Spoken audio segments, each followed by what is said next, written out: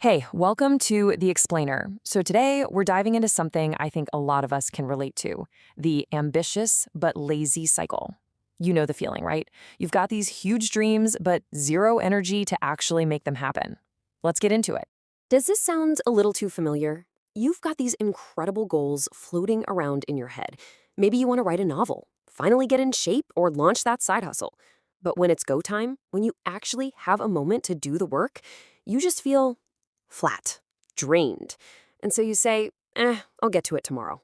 But that tomorrow, it just never quite arrives. And that's how you get trapped in this really frustrating loop. You set a big, exciting goal. Then you put it off. And the guilt starts to creep in because you know you could be doing more. Days turn into weeks, weeks into months, and then before you know it, you're looking at the same to-do list you had a year ago. Yeah, this whole situation is what we're calling the ambitious but lazy paradox. It's this bizarre, frustrating state of knowing exactly what you want, but feeling totally powerless to actually go and get it. And that feeling of being stuck, oh, it's so real. You can see the path right in front of you. You know exactly what you should be doing. But instead, you grab your phone, you turn on the TV, you do literally anything else. And all the while, that guilt just builds and builds until it feels like this heavy weight on your shoulders. After a while, it's so easy to just throw your hands up and label yourself lazy. It feels like the simplest explanation. But what if that's not it at all? What if you're not lazy? What if there's something else going on? Something a little more, well, scientific.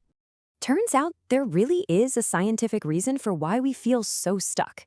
And honestly, it has way less to do with your character and a whole lot more to do with a fundamental law of physics. Okay, let's have a quick high school physics flashback. You probably remember Newton's first law of motion, right? It's the law of inertia. Basically, an object that's not moving wants to stay not moving, and an object that is moving wants to keep moving. Simple enough. Well, here's the really cool part. That law doesn't just apply to things like bowling balls or planets. It applies to us. It applies to our tasks. When you're at rest, say, chilling on the couch, your body and your brain tend to want to stay at rest. And this is the big shift in thinking, the real aha moment. You're not a lazy person. You're just a person experiencing inertia. That changes everything, doesn't it? It's not some deep character flaw. It's a natural force. And the good news is, you can learn how to work with it. So the real challenge, the real reason it's so hard to start, is because you have to generate enough energy to overcome that inertia. That first step feels huge in our minds, like pushing a boulder, so we just avoid it altogether. Okay, so if inertia is the enemy, how do we fight back? How do we create that little push of energy we need to just get moving and finally break out of this cycle for good? All right, this is where we get to the good stuff. Let's open up our toolkit for action. We're going to go through 3 really simple, but honestly super powerful strategies that are designed for one thing: breaking inertia. These 3 steps are all about one thing: making that first push as easy and painless as possible. First, we're going to make the task ridiculously small. Then, we'll use a little trick called the 2-minute rule. And finally, we'll build some simple routines to put it all on autopilot. Our first strategy, make it small, is captured so perfectly by this quote from Martin Luther King Jr. You know, the idea of climbing an entire staircase can feel totally overwhelming, but just taking that one single first step, yeah, anyone can do that. So here's what this looks like in the real world. You want to write a book? Forget about the 300 pages. Your only goal for today is to write 1 sentence. Just 1. Got a massive essay due? Commit to writing only 50 words. You're lowering the barrier to entry so much that it feels almost silly not to do it. The goal here is progress, not perfection. Now for our second tool. It's just as simple, and it's all about this number right here, 2. This is the famous 2-minute rule. Here's the deal. Almost any habit can be started in less than 2 minutes. So you don't have to meditate for 30 minutes, just do it for 2. You don't have to go for a 5-mile run. Just put on your running shoes and walk out the door. The point isn't to finish the task, it's just to start it. And this is why it's so incredibly effective.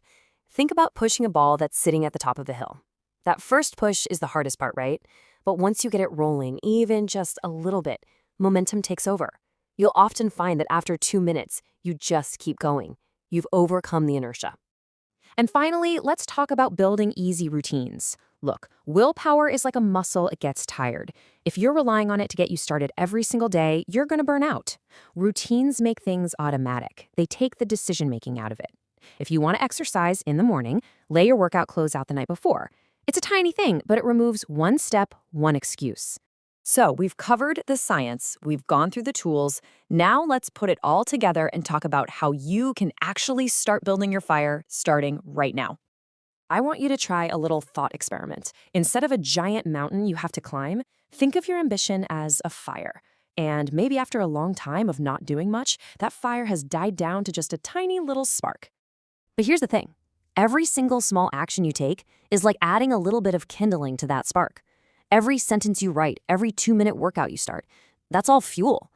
And those tiny sparks start to grow into a real flame.